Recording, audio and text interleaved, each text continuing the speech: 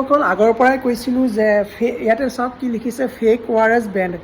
Actually আগৰ পৰাই মই কৈ আছোঁ, আগতে পেচেণ্ট আহি কয় যে ছাৰ ORS লিকুইডটো খাব পাৰিম নেকি, বহুতে আহি কৈ থাকে, বহুতে আহি ছাৰ কথা এটা লিকুইডটো খালে ভাল নেকি।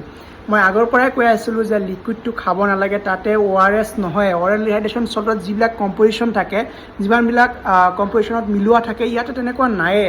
আৰু ইয়াতে এক্সেচিভ এক্সট্ৰা চুইটনেছ দিছে, তাতে আকৌ আপোনাৰ এনেই কিছুমান বস্তু এড কৰি এনেকুৱা সিহঁতে মাৰ্কেটিং কৰিছে। চাওক না, ইয়াতে লিখা আছে ইমিউনিটি বুষ্ট আপ কৰে। ORS কেতিয়াবা ইমিউনিটি বুষ্ট আপৰ কাৰণে ইউজ কৰা হয় নেকি?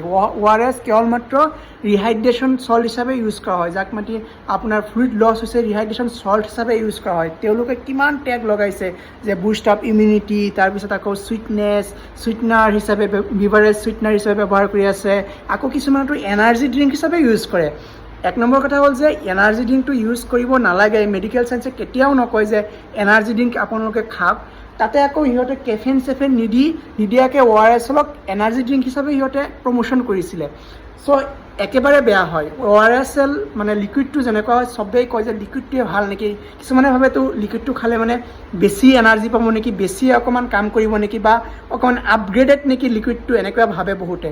একদম প্ৰমোশ্যনৰ কাৰণে জাষ্ট ব্যৱহাৰ কৰা হয়। আৰু আজি ব্ৰেণ্ড হৈছে বুলি জানি বহুত ভাল লাগিল, কাৰণ এনেকুৱা ধৰণৰ ফেক বস্তুবিলাক বা এনেকুৱা ধৰণৰ যিবিলাক খাদ্যই মানুহৰ অপকাৰ কৰে, সেইবিলাক কেতিয়াও মাৰ্কেটত ৰাখিব নালাগে, আৰু ফেক প্ৰমোশ্যনটো একদম কৰিব নালাগে।